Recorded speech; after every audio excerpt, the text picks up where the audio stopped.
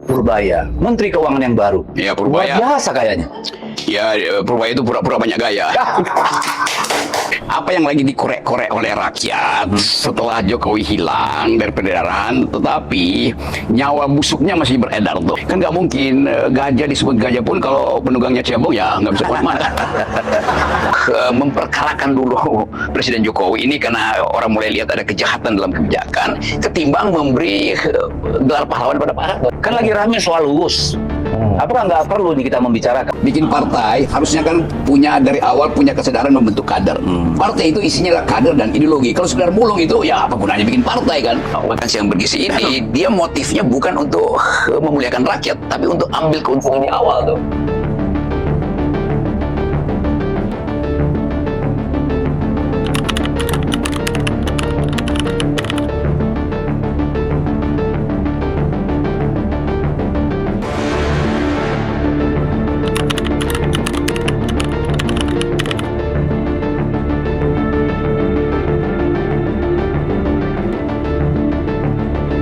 Yes, selamat malam di sini, Bung Rocky ya. Ini di mana ya? Kita lagi di Kalimantan Utara, tepatnya di Kota Tarakan. Cia. Yes, Tarakan. Gimana, Bung Rocky, makan ikan laut dan hidangan seafood lainnya di Tarakan hari ini? Ini kita kelebihan protein. Kelebihan protein. Di ya? Jakarta kelebihan karbohidrat loh. Yo, betul. Jadi malas bergerak mereka tuh. Di sini ikannya baru 1 kali mati. Kalau di Jakarta udah 6 kali mati ikannya. Ya, ikannya mati karena keinjak gajah merah. Oke, ini bulan Oktober akan berakhir sebentar lagi. Tadi ngobrol-ngobrol. Gimana sih 1 tahun Prabowo? Terus ada yang nyelutuk, ngapain 1 tahun Prabowo? Kan masih 5 tahun. Gimana dengan 1 tahun tanpa Mulyono? Wah, 1 tahun setelah Jokowi, gimana Indonesia, Bung Rocky? Sebetulnya begitu yang kita mesti analisis tuh. 1 tahun tanpa Jokowi, lalu kita mulai mencoba membayangkan apa yang lagi dikorek-korek oleh rakyat setelah Jokowi hilang dari peredaran, tetapi nyawa busuknya masih beredar tuh. Nah, saya mau sebut itu nyawa busuk karena bau busuk dari pemerintahan selama 10 tahun itu mulai tercium soal ya ijazah udah jelas lah itu, soal UUS, soal kapasitas orang untuk menilai kembali bahwa beban yang dialami oleh Presiden Prabowo sekarang itu sebenarnya bawaan dari tipu-tipu di masa lalu. Nah, gitu. Nah, tadi celutukan teman itu kan 1 tahun tanpa Jokowi. Benarkah kita ini tanpa Jokowi 1 tahun ini? Ya, udah nggak ada secara efektif, tetapi dia berupaya untuk bangun lagi semacam zombie itu melalui ya mitosnya kan kalau gajah merah itu disulap jadi mau jadi kelinci kayak mau jadi kambing segala macam. Tapi tetap orang melihat bahwa menunggangi gaji itu mau kemana arahnya tuh itu. Jadi tetap dia berupaya untuk kembali bahkan dengan simbol yang gigantis itu gajah merah itu kan itu kan sebenarnya psikologi terbalik kecil nanti besar. Iya, itu psikologi terbalik dari kan nggak mungkin gajah disebut gajah pun kalau penunggangnya cebong ya nggak bisa kemana-mana. Tapi nanti dulu lah soal partai sampah itu nanti dulu kita. Saya belum mau langsung ke situ aja sih. Ntar dulu ini berangkat dari premis tadi bahwa 1 tahun tanpa Jokowi. Pertanyaan saya, benar-benarkah bangsa ini tanpa Jokowi? Benar-benarkah Prabowo memerintah tanpa diganggu-ganggu oleh Jokowi? Ya, gangguan itu masih ada dan kelihatannya kabinet juga masih dikuasai oleh wajah kelam itu tuh. Yeah. Ini bukan wajah Pak Jokowi yang lagi ya semacam stres ya, tapi kita lihat dalam beban yang akan dialami oleh Makma, oleh BEM, oleh jurnalis itu masih dibayang-bayangi oleh wajah kelam Jokowi itu. Artinya kan masih ada kan? Masih tidak hilang sama sekali. Ya, itu karena menteri-menterinya masih ada, itu masih ada anaknya di sana juga, masih ada anak satu laginya di sono. Jadi mana tuh yang di? Ya itu tadi yang bengkak-bengkak, gemuk-gemuk, merah-merah. Yang mana Medan? Bukan. Tadi tuh kelinci merah. Medan bos, Medan bos. Gitu. Tenang, kayaknya dia udah agak jauh. Jadi tetap kelihatannya Pak Jokowi itu ingin terus mengendalikan, bukan mengendalikan untuk rakyat, tapi mengendalikan supaya dinasti dia itu tidak dihukum oleh sejarah. Nah, itu bahasa sopannya kayak gitu. Tapi nggak mungkin seseorang yang meninggalkan jejak buruk, apalagi jejak sebagai pengkhianat, itu akan dihitung oleh sejarah. Akan hilang, ya. Sejarah yang bagus itu bukan mengingat-ingat para pahlawan, tapi mengingat-ingat para pengkhianat. Betul. Sejarah begitu ya. Ya, begitu makanya saya agak terganggu sebenarnya. Makanya saya, apa iya ya Jokowi Jokowi masih satu tahun tanpa Jokowi. Perasaan kan berulang-ulang presiden harus ke Solo, dia datang ke Jakarta, tiap hari ada panggung teatrikal depan media. Jadi mereka berdua bikin orkestrasi, mereka berdua artinya yang tadi yang belakang. Iya. Bikin orkestrasi seolah-olah hasil dari orkestrasi itu harmoni. Padahal yang ada adalah lawan dari harmoni itu namanya kakofoni. Artinya kekacauan suara itu. Jadi bunyi tapi nggak ada partitur. Iya. Di politik sekarang itu ada politik yang kakofoni. Padahal kita ingin nadanya harmoni. Politik tanpa irama, tanpa nada ya. Tanpa nada, tanpa partitur. Berarti anarki suara yang terjadi ya. Anarki suara dan polusi. Polusi suara. Oke, berarti kan tidak benar tadi premis itu bahwa 1 tahun tanpa Jokowi. Premisnya salah, tetapi satirnya benar. Satirnya benar ya. Oke. Nah, kalau menurut Bung Rocky nih, kemarin kan tiba-tiba ada Menteri Kehutanan nampilkan foto Jokowi lagi di Kehutanan UGM gitu. Lalu kemudian muncul lagi di KPU, jangan dikeluarkan, tidak boleh ditunjukkan dokumen para calon pejabat publik, presiden, wakil presiden, yang lain harus kan. Nih sekarang wakil presiden kena masalah yang sama. Sebenarnya ada apa sih ini? Ini semacam kutukan sejarah sebetulnya. Jadi alam itu selalu dia berupaya untuk memperlihatkan pada manusia jejak-jejak pengkhianatan, jejak kerusakan itu. Jadi kalau ada Menteri Kehutanan, sebetulnya orang akan bertanya, ini Menteri Kehutanan ngurus apa sebetulnya kan? Sementara hutan-hutan kita itu mengalami deforestasi. Saya punya 2 gajah di Riau itu, namanya Domang dan Tari, akhirnya meninggal tewas. Karena habitatnya itu dirusak tuh. Kan mestinya gajah itu dipelihara dalam pengertian konservasi. Tapi sang Menteri Kehutanan lebih peduli pada gajah merah daripada gajah yang ada di hutan Pekanbaru.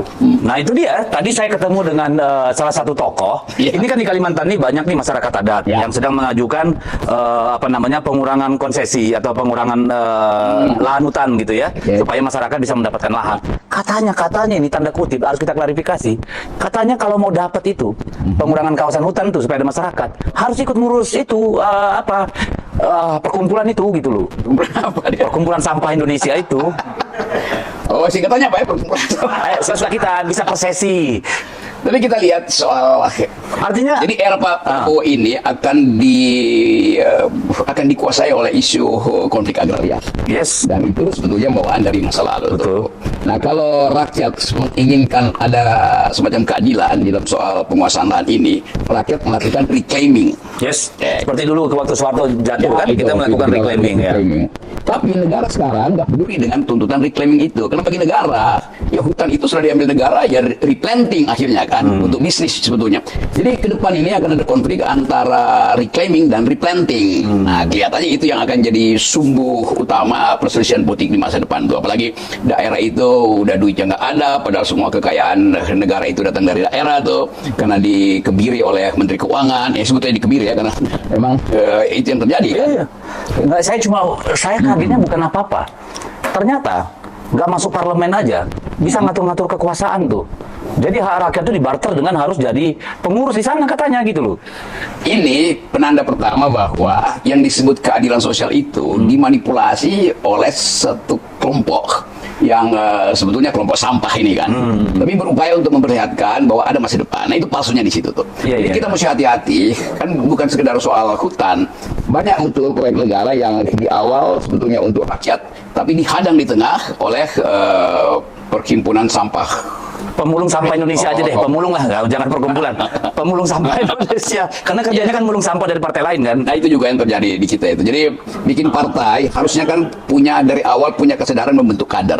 Partai itu isinya lah kader dan ideologi. Kalau sekedar mulung itu ya apa gunanya bikin partai kan? Ya makanya kan dibikin singkatannya Pemulung Sampah Indonesia. Ya, itu hasilnya kalau memulung dari barang bekas bahkan.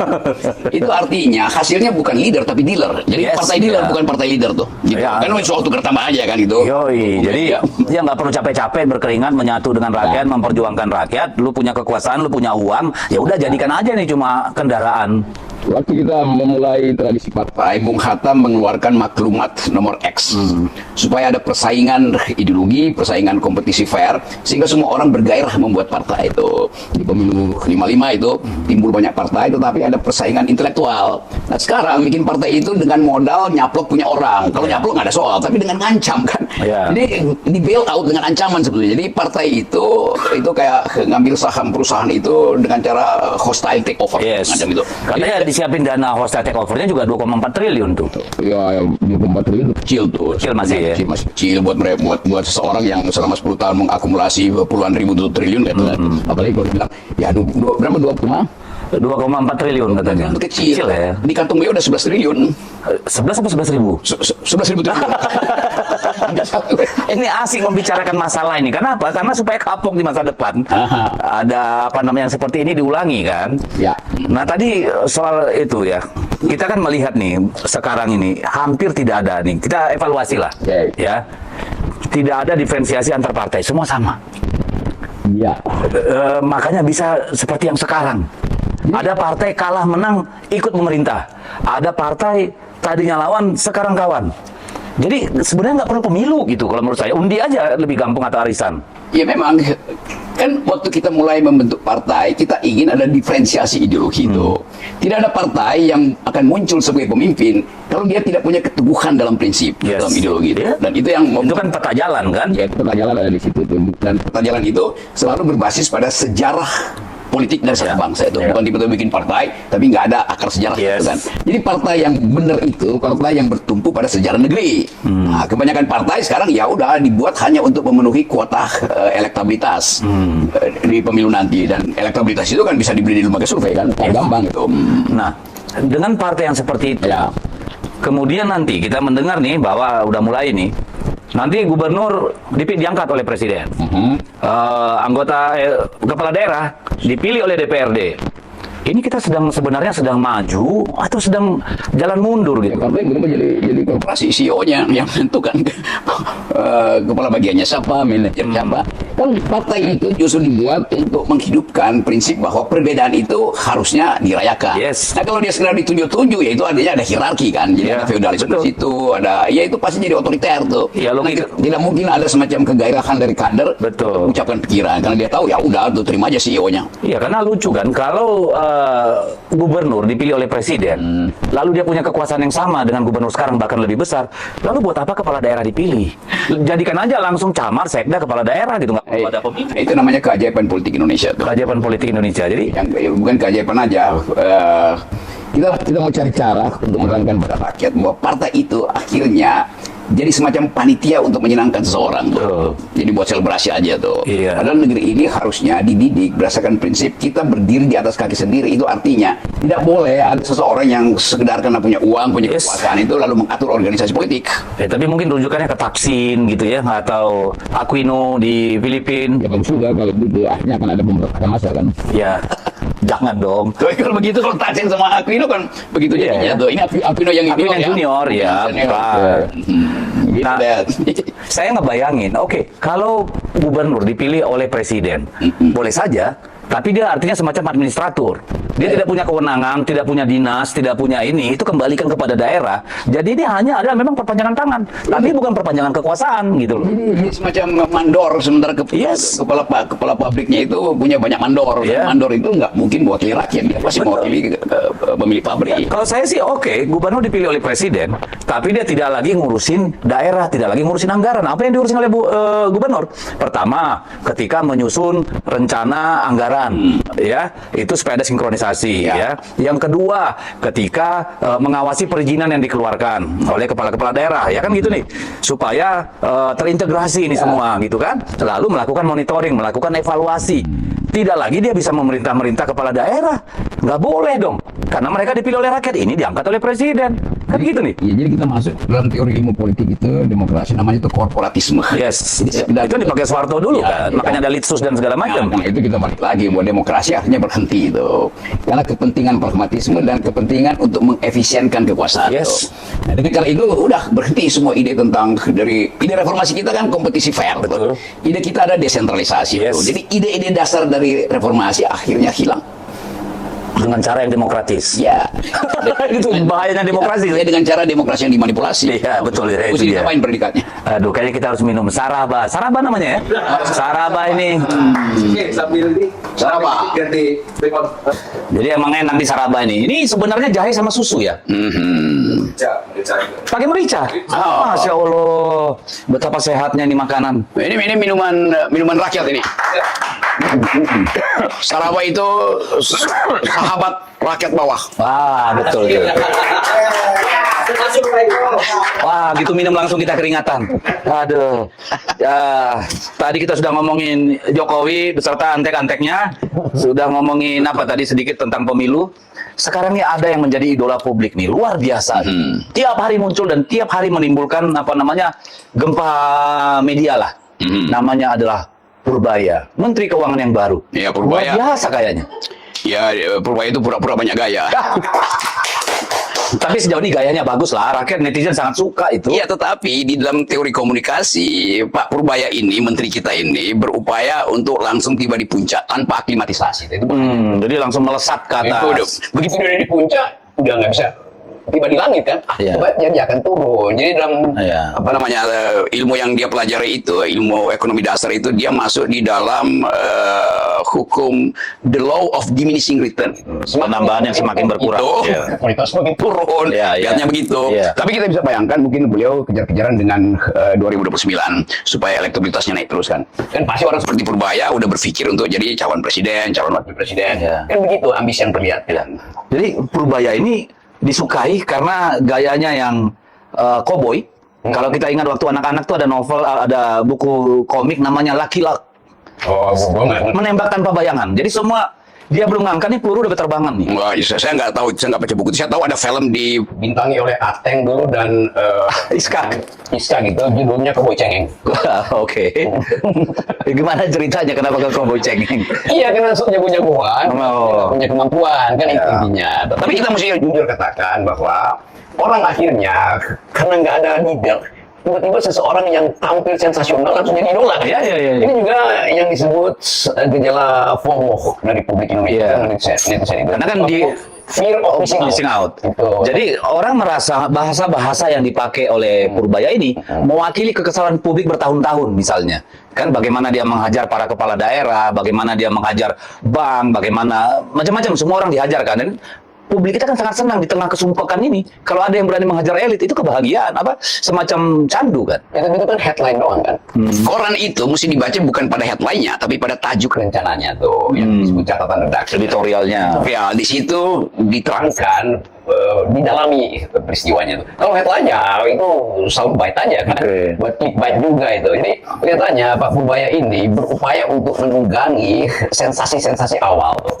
Tanpa substansinya pasti kacau kan. Kita nggak lihat misalnya ada semacam, sebetulnya kalau kita mau konsisten, apa dimensi sweetonomics dari Purbaya yang paralel dengan ide Presiden Prabowo. Prabowo. Kan? Kita terlihat bahwa dia adalah anak buah Prabowo, tetapi nggak mungkin Prabowo itu membackup Purbaya sambil membiarkan menteri-menteri teknis ini dikerjain sama Purbaya. Iya. Kan masalahnya begitu kan? Iya, iya. Nah, menteri-menteri teknis itu kan kebanyakan ketua partai, sementara Purbaya ya nggak ada partai, kecuali Purbaya berupaya untuk masuk ke partai gajah itu supaya ada backup politik. Bung Rocky kenal nggak sama Purbaya ini sebelumnya? Kenal, saya tahu cara berpikirnya, saya tahu jejak karirnya tuh. Jadi saya bisa rumuskan bahwa ada momentum tiba-tiba Purbaya dari sekedar researcher, dari sekedar stafnya Pak LBP misalnya, tiba-tiba melesat karena tadi dieluk-elukan dan mengeluk-elukan pejabat itu pasti sangat berbahaya tuh. Lebih berbahaya lagi kalau si pejabat doyan dieluk-elukan. Kan ini belum ada sebetulnya yang dieluk-elukan, Iya, iya. 200 triliun lalu. Lama edik kan jadinya kecanduan Nah, kan, itu. kecanduan approval publik ini kan. Jadi karena negeri ini tidak lagi melihat pemimpin,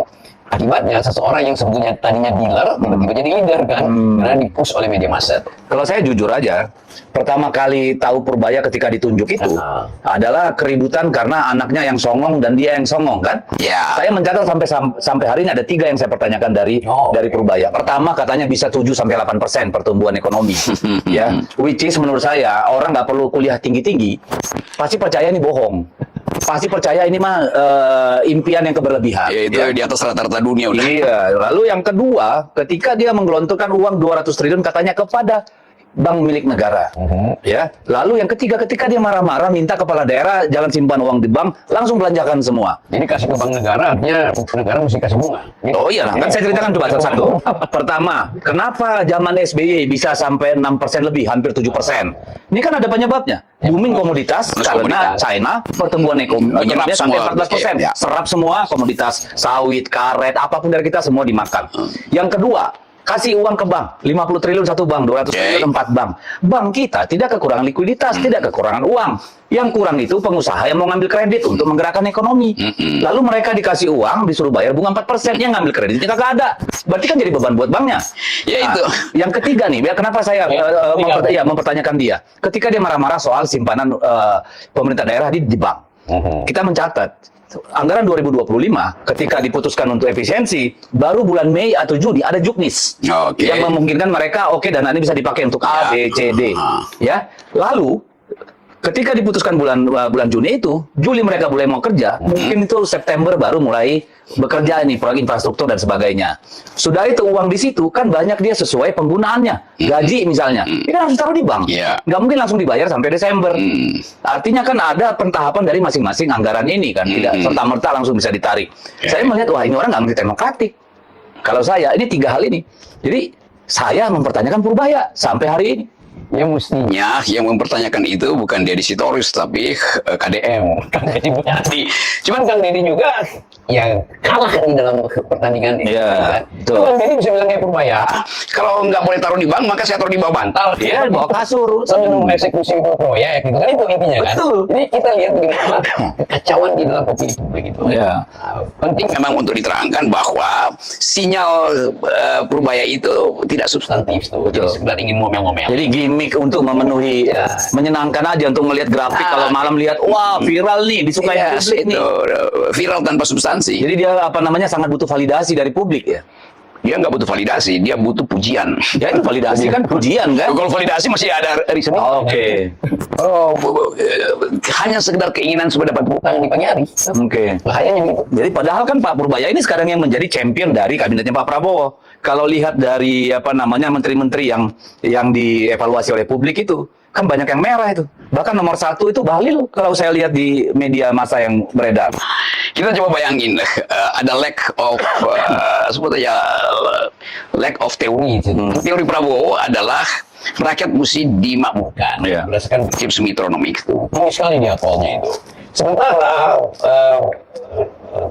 kunci G yang dibuat oleh Prabowo, kunci G di mana nih? Oh ini ya anggap aja ini kunci bola, kunci G-nya Prabowo itu disambut oleh kunci F-nya terlihat. Mana di kunci F? Ya nggak jalan. Jadi nada tinggi dari Prabowo itu disambut oleh nada bass rendah kabinet. Maka dari awal kita bisa lihat bahwa para menteri ini nggak ngerti sebetulnya konsep itu. Nah, Purbaya datang dengan membentak menteri-menteri ini. Nah, menteri-menteri ini adalah bajingan-bajingan di partainya masing-masing kan. Itu kesulitan dari Purbaya. Kecuali Purbaya langsung merangkap Jaksa Agung, merangkap Menko Perekonomian tuh. Jadi backup politik Purbaya akhirnya pada presiden. Padahal Purbaya itu menjadi menteri di backup oleh kemampuan teknokratiknya, bukan minta backup politik kepada presiden. Itu lain lagi tuh. Karena kan diharapkan dia menghasilkan sesuatu perbaikan kan. Mana ada pertumbuhan datang dari menteri keuangan. Pertumbuhan itu datang dari menteri-menteri teknis. Nah, menteri teknis mana mau diperintah orang yang nggak punya kapasitas politik. Dia kan percaya pada kebijakan fiskal yang akan menentukan pertumbuhan. Ya, tapi bahkan kebijakan fiskal itu hanya satu sisi kan, masih ada investasi, masih ada belanja konsumsi publik. Ya, tapi selama ini kesan saya dia bukan seorang yang mengandalkan kebijakan fiskal, dia cuma memainkan aja jumlah uang yang beredar. Ya, yang sangat dia kira dengan dibanyakin akan muter.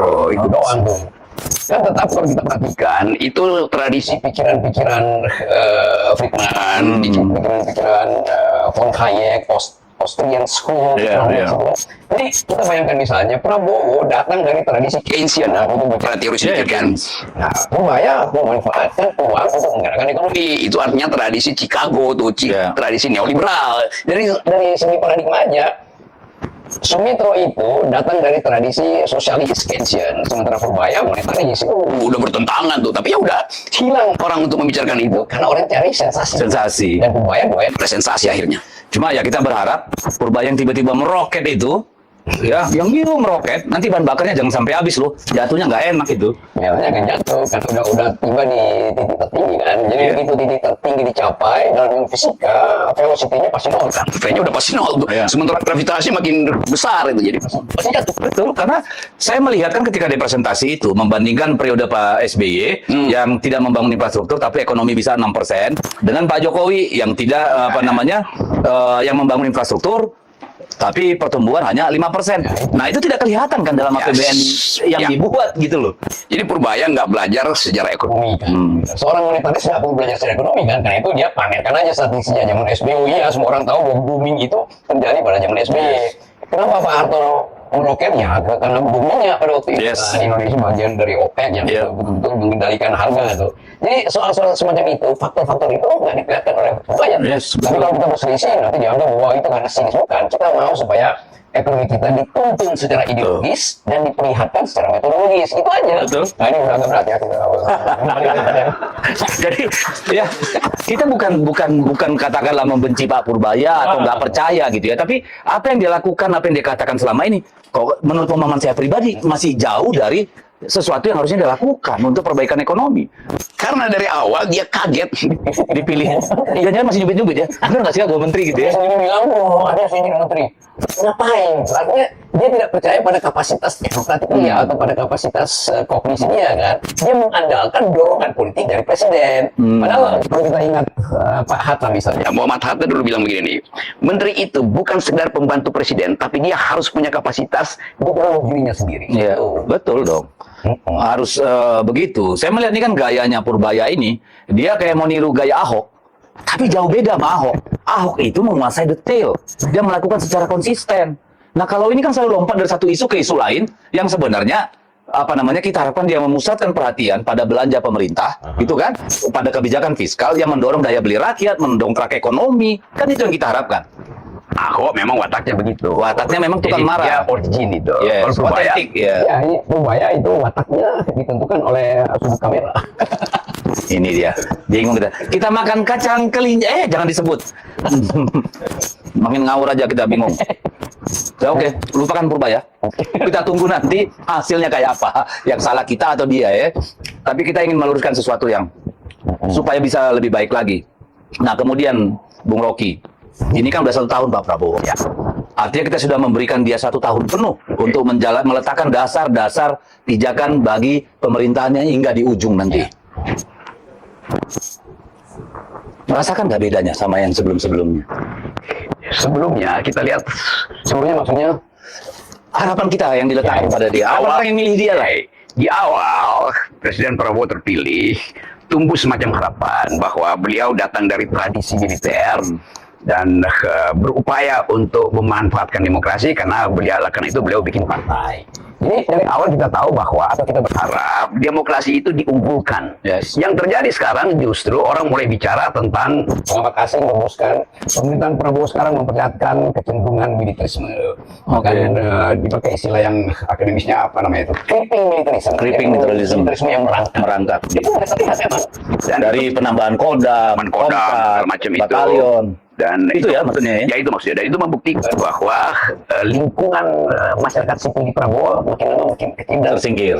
gitu. Kan ini kita lihat grouping di dalam pemerintahan Pak Prabowo kan, ada yang menguasai organisasi militer, ada yang berfungsi untuk mengaktifkan masyarakat sipil tuh, yang fraksi masyarakat sipil kelihatannya akan atau sudah tersingkir. Sudah tersingkir. Nah, bahayanya Presiden Prabowo tidak bisa lagi membaca sinyal masyarakat sipil karena di dalam rejim yang manajemen militer yang berlaku adalah military efisiensi. Jadi nggak pernah ada perdebatan kan di dalam organisasi militer tuh. Mau perang masa berdebat dulu ya nggak mungkin kan? Bisa itu prinsip dalam military efisiensi itu.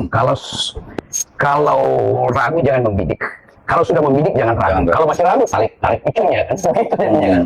Sementara dalam kehidupan demokrasi ya mesti mempersoalkan keraguan-keraguan, Dialektika, dialog. Berarti kalau diibaratkan faksi kiri kanan, telinga kiri kanan, ini sudah ada ketidakseimbangan gelombang nih. Kira-kira seperti itu nih kesimpulan. Ya, sebelah kiri itu masih berupaya untuk mendengarkan suara-suara asli. Masih mendenging lah ya. Denging, tapi kemudian bagian bisingnya ini yang justru dia terima itu kan, kebisingan-kebisingan itu. Jadi ilmu fisika, efek Dopplernya itu tidak seimbang. Akibatnya ya tidak mungkin mengambil keputusan yang Ini berimbang. terus dong. Tinnitus. Ya ada koneksi kan. Iya. Berarti ada kecenderungan ke arah sana ya kelihatannya. Ya, terutama pandangan dunia internasional kan yang mengharapkan Para akademisi. Akademisi dunia itu melihat Indonesia tidak ada harapan. demokrasi. Gitu ya. Apalagi kita masyarakat sipil yang sampai sekarang kan, coba Pak Prabowo sudah memperlihatkan tradisi demokrasi dengan memberi amnesti. Dengan memberi abolisi itu pidato di PBB, tetapi sampai sekarang itu aktivis-aktivis demokrasi anak-anak LSM itu masih ditahan. Ya, yang 600-an itu ya sampai sekarang ya. Mereka nggak ada kepastian mau diapain. Belum diadili, tidak ada proses Tidak ada. peradilan. Nah itu Mungkin menunggu sinyal presiden tuh supaya presiden kasih abolisi lagi kan sebetulnya. Tapi kan itu nggak mungkin karena yang terjadi bulan Agustus betul-betul suara rakyat untuk memprotes kebijakan tuh. Bahwa kemudian ada para penunggang gelap. Ya, tapi yang jujur ada suara mahasiswa tuh. Oke. Ya malah termul yang paling kencang kalau di media sosial kan. Yang terjadi sebetulnya. Sampai ada muncul itu ada nenek sihir satu, ya kan? Dikira orang baik, ternyata termul. Wah, ya sudahlah udah ke laut. Nah, persoalannya kalau begitu, seharusnya kita sudah selesai dengan konsolidasi demokrasi. Sekarang justru kita dihadapkan pada potensi-potensi kembali ke masa lalu dong, setback lagi. Oke. Karena kita sedang ke masa lalu, kita pastikan bahwa mesti ada pendidikan politik pada anak-anak muda ini. Untuk melihat bahwa Indonesia pernah dihasilkan oleh percakapan bermutu founding parents kita di masa lalu. Sekarang percakapan itu dikuasai oleh buzzer. Iya. Kekacauan pertama ada di situ. Nah itu pentingnya partai mulai melakukan kaderisasi, terutama konsistensi ideologi itu. Pengetahuan dasar mesti disampaikan pada Sejarah harus diingatkan. sejarah. supaya mereka nggak mudah dibajak. Yes. Nggak mudah disusupi itu. Betul. Sejarah itu kan ibarat apa ya istilahnya perjalanan panjang, sehingga kalau di depan kurang jelas kita bisa merefer untuk tidak terjebak pada masalah-masalah yang sama. Tapi ini karena sejarah juga nih. Tiba-tiba ada yang mengusulkan beberapa nama nih menjadi calon pahlawan nasional, misalnya Pak Harto. Apa udah saatnya? Oke, itu petunjuk pertama bahwa kita sibuk untuk mencari cara supaya ada keseimbangan politik. Kan Pak Harto udah lengser tuh. Dan kita tahu bahwa Pak Harto pernah memimpin dengan cara yang otoriter. Nah, rekaman sejarah itu ada ditulis dalam banyak risalah kan. Jadi kalau sekarang Pak Harto hendak dijadikan pahlawan, itu reaksi masyarakat kampus intelektual pasti nggak setuju tuh. Apalagi mereka yang 98 sekarang masih berusia tengah baya, masih ingat 50-an ya. Jadi sebetulnya momentumnya nggak ada. Orang masih berpikir bahwa jejak otoritarianisme masih ada tuh. Sebagian besar dari politisi kita dididik atau mengalami semacam apalagi PDIP tergusur dari sistem politik demokrasi pada zaman Pak Harto. Tiba-tiba Pak Harto menjadikan si pahlawan nasional kan.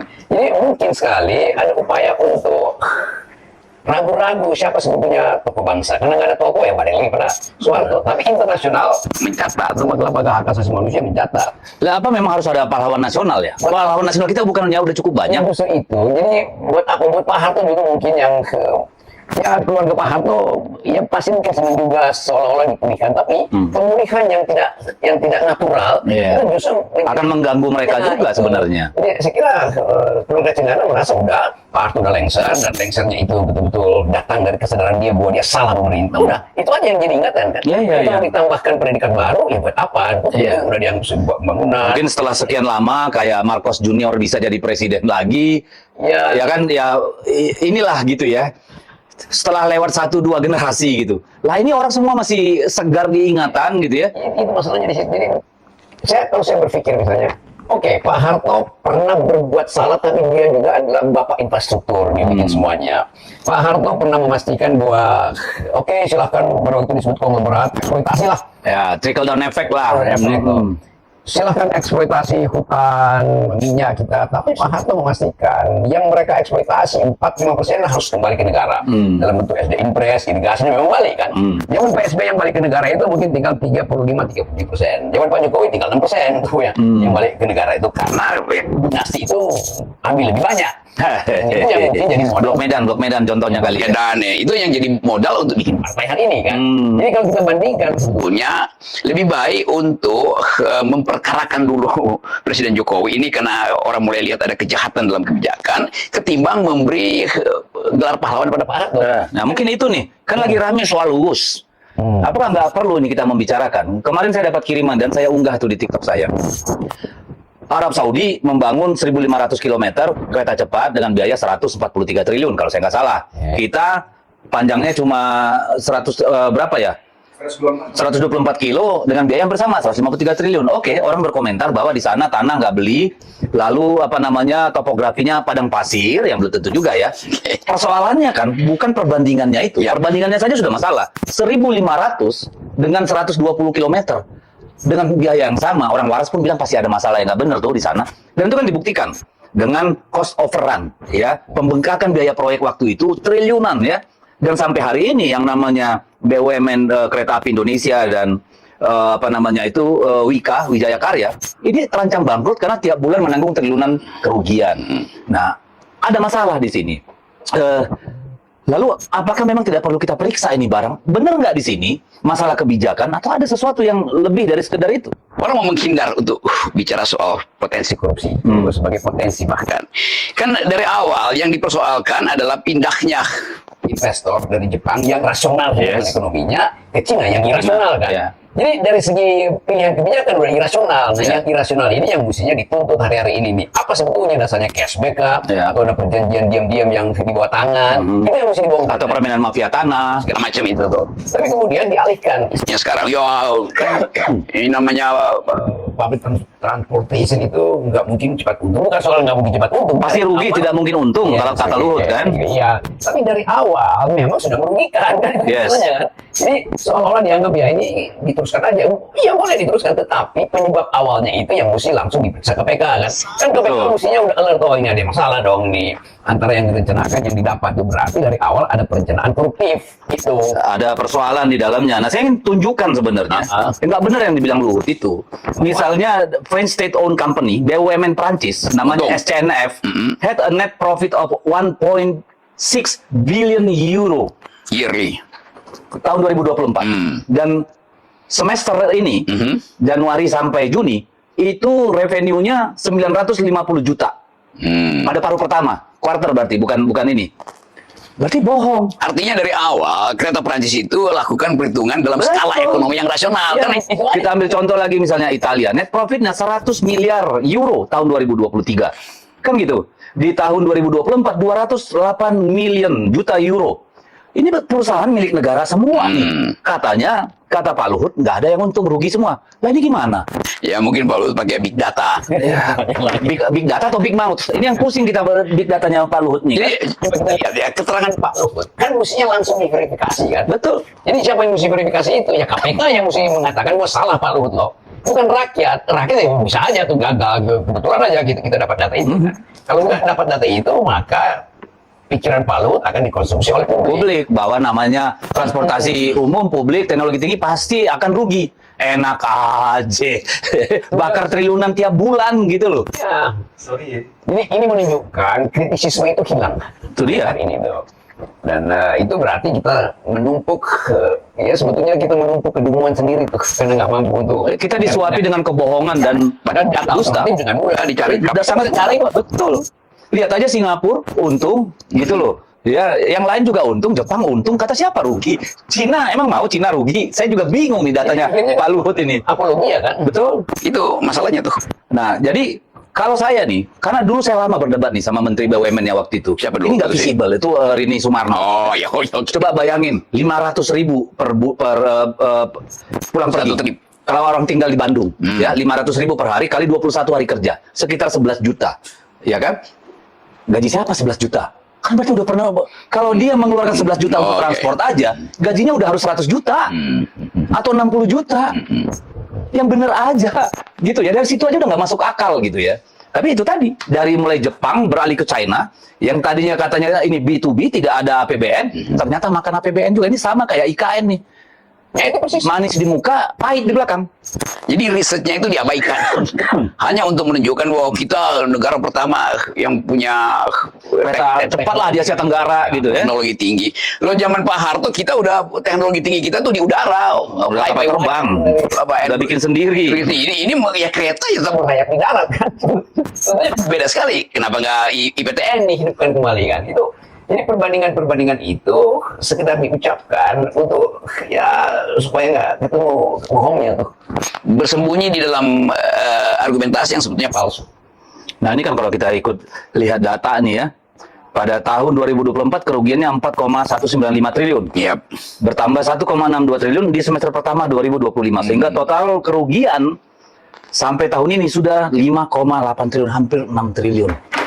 Alamak, duit sebanyak itu hanya untuk mainan seorang presiden, saya kira kebangetan. Iya, bisa untung nanti 50 tahun lagi tuh. Ini 50 kalau dihitung financial engineeringnya sampai 150 tahun ya. itu artinya padahal ya mungkin 3-4 tahun ke depan orang nggak naik kereta api lagi kan. Ya itu dia. Udah pakai drone kemana-mana. Makanya kalau saya cenderung ini harus dibikin pansus di DPR. Ya, Kalau itu KPK nggak mau turun, periksa supaya jadi pembelajaran ke depan, jangan aneh-aneh gitu loh. KPK mesti ada inisiatif karena ini udah jadi talk of the town. Semua bicara soal itu. Jadi KPK proaktif untuk mulai menduga Bahwa ada kesalahan dari awal. Jadi presumption of innocence itu nggak diabaikan aja, tapi praduga korupsi itu mesti ada di KPK. Kan tugas KPK justru mulai mencurigai bahwa ada korupsi itu, bukan nunggu perdebatan publik. Yang paling gampang kan awalnya itu skema pembebasan tanah itu B2B. Oke. Tapi kemudian ditanggung oleh APBN misalnya. What's wrong? Yes. Ada apa di situ gitu. Lalu kemudian visible nggak ini proyek dari awal dipaksain kan gitu nih. Banyak urusan sebenarnya. Jadi saya kira nggak salah lah kalau ini kemudian dijadikan pembelajaran. Silakan dilihat. Kalau memang nggak ada masalah, hanya bisnis memang bisnis wise ya nggak usah dipersoalkan. Tapi kita harus dapat kejelasan gitu loh. Karena yang ditanggung kerugian itu triliunan tiap tahun.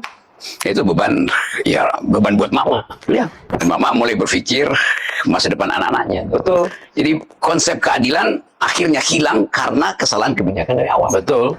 Dan harus ada yang bertanggung jawab kan sebenarnya. Ya kalau semua bisa begitu, ya bermasalah juga kita ini pengelola negaranya. Ya mensreanya dari awal ketahuan kok bahwa dipindahkan dari Jepang ke Cina itu dengan skala ekonomi yang berbeda, dengan hitungan rasio yang berbeda, itu pasti ada motif jahat kan? Yes. Mensreanya.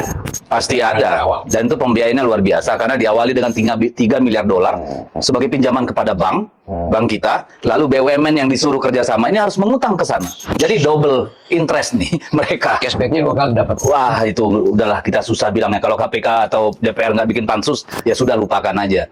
Nah Bung Rocky kalau begini modelnya kita melihat sekarang juga kan arahnya banyak program-program yang sebenarnya kalau menurut saya kenapa sih nggak didiskusikan lebih jauh?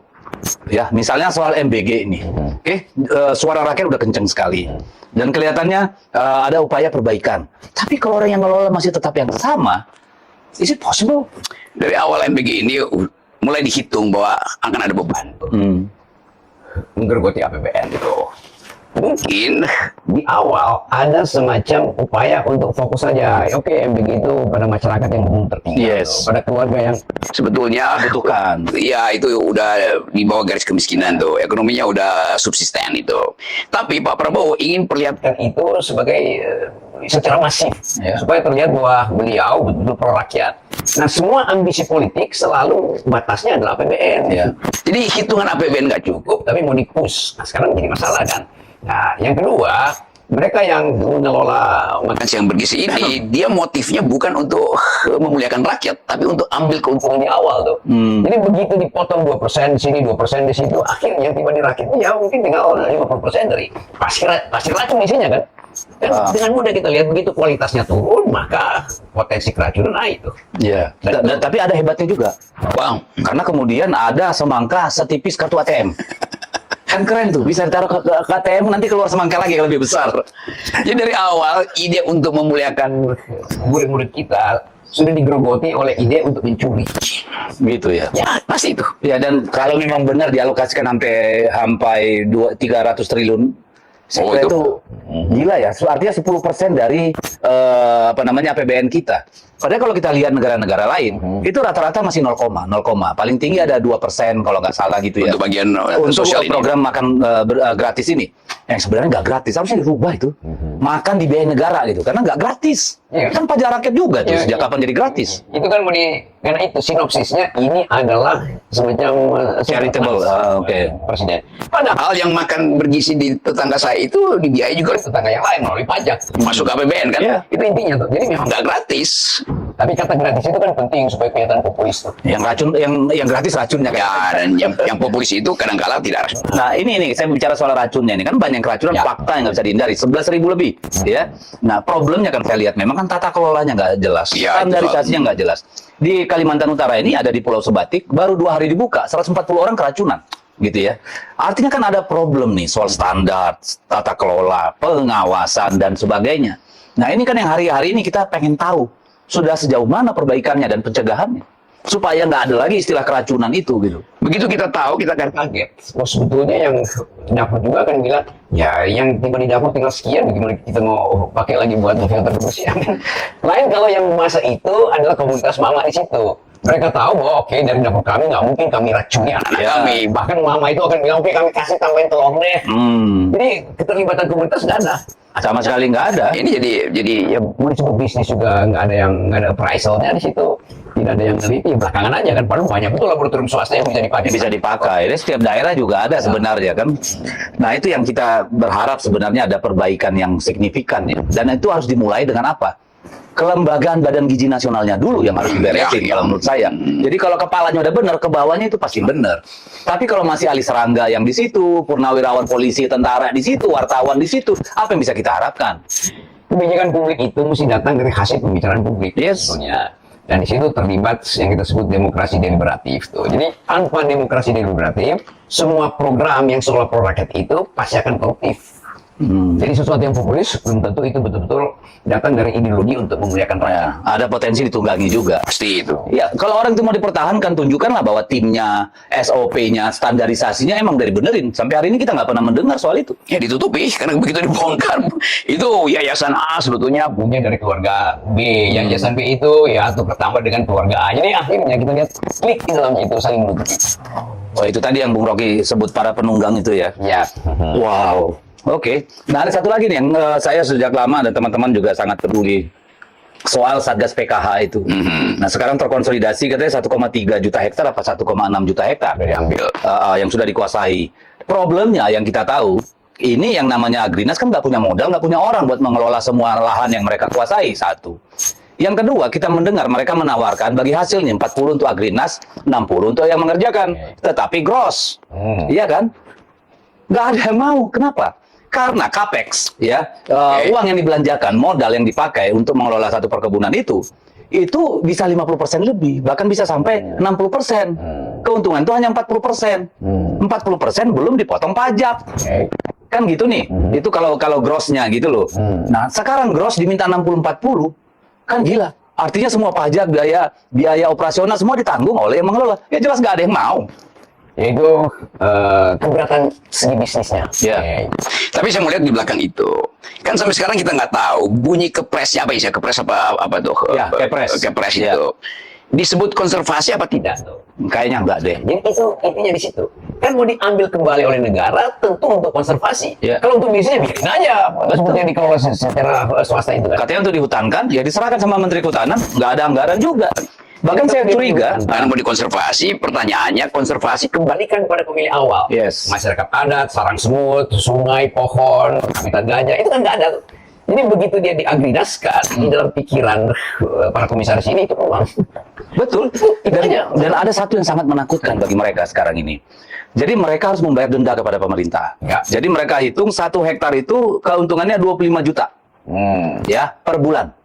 Jadi 25 juta dikali berapa tahun mereka kuasai, itu yang mesti diganti. itu harus diganti. Jadi mungkin lahan 1000 hektar yang dikuasai orang, dia harus bayar 500 miliar. Padahal itu barang kalaupun dijual nggak ada 100 miliar gitu. Dan kalau dia nggak bayar, dipidanakan. Dia dirampas harta kekayaannya semua. Ini Ya tetapi disebut ilegal, padahal dia legal hasil korupsi kan. Ya ilegal ya. Atas kertas. Tapi isinya itu dapat ya karena kekuasaan di belakang kan. Sama aja. Jadi Problem-problem yang seolah-olah ingin negara ingin ambil kembali, di belakang itu negara sebetulnya dari awal udah bertindak koruptif dengan Yes. membiarkan ilegal itu. ya termasuk mereka yang punya sertifikat dan sebagainya. yang sertifikat ya. Kalau saya kan melihatnya adalah satu, ini justru akan merugikan negara sendiri. Kenapa? Karena kemudian kan produktivitas sawitnya menurun, berarti kan revenue yang dapat pajak retribusi diberikan pada pemerintah juga menurun. Kan ini problem kedua, ya masalah hukum, keadilan, hak asasi dan segala macam. Penting tuh. Kalau pebisnis Ya, mau ngapain ngasih ke gue kalau nanti secara ekonomi nggak berguna lagi, busuk-busuk deh. Nah itu dia, makanya kita berharap Pak Prabowo mendengar masalah-masalah kayak gini. Yes. Ya, ini kan menyangkut kemanusiaan dan keadilan ya. Kalau soal yang lain-lain kita nggak peduli lah, bukan nggak peduli. Artinya tidak terlalu menjadi beban karena bisa kita diskusikan. Tapi kalau kayak tadi, keluar aturan yang dibuat pemerintah dengan hitungan yang aneh-aneh kalau menurut saya. Iya kan? Masa maksudnya tuh? itu tadi yang saya bilang dihitung 25 juta per hektar selama berapa luas yang dia kuasain dan berapa tahun dikuasain. Itu Kalikan aja 25 juta kali misalnya 20 tahun. Itu aja udah berapa? Itu- Belum dikali luas. Itu nantinya akan ada black market of taxation akhirnya kan. Ya nyogok aja. Iya. Langsungin aja tuh laporan Betul. pajak itu. Kompetitifnya jadi situ tuh. Kan dari awal desainnya tuh ngaco. Nggak jelas konservasi buat siapa.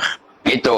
Ya, jadi saya udah puyeng membahas ini, Bung Rocky. Tapi itulah negara kita, apapun itu, ya kita lihat ke depan seperti apa. Sampai kapan rakyat tahan dengan kondisi ekonomi, soal pengelolaan kekuasaan, dan sampai kapan pemerintah, presiden mau mendengar, melihat langsung keluhan masyarakat. Bukan begitu, Bung Rocky ya? Betul, ini suara PDIP loh. Ya. Yang oleh Ibu Mega mendukung kebijakan presiden. Tetapi PDIP tetap kasih Poin kritis ya. Yes. Jadi itu yang kita sebut sebagai dalam demokrasi kendati mendukung, tetapi tetap ada keinginan untuk memuliakan rakyat.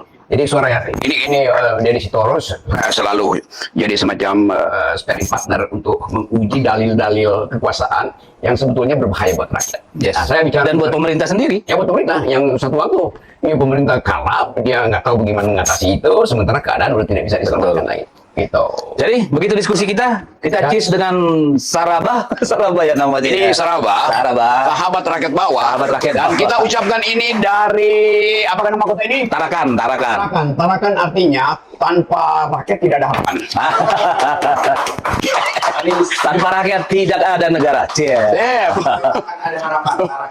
Oke. Oke, makasih.